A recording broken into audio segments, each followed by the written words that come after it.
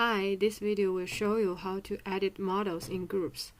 When we have a lot of models in one project, learning how to edit models in groups will make your procedure more efficient.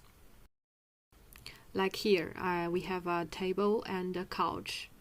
Hold on the Shift key to select both of the models. Press the Group button on the floating window, or use the shortcut key Ctrl+G. You can group multiple models together.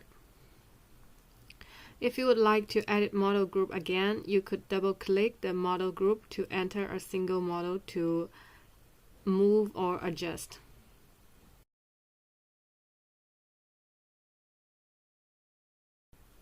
After grouping your models, this component can be dragged, copied, favorited, and so on. This will greatly reduce the time of your modeling. If you wish to ungroup the model set, you can either click the Ungroup button or use the shortcut Ctrl+Shift+G. That is a simple explanation of models and model group controls.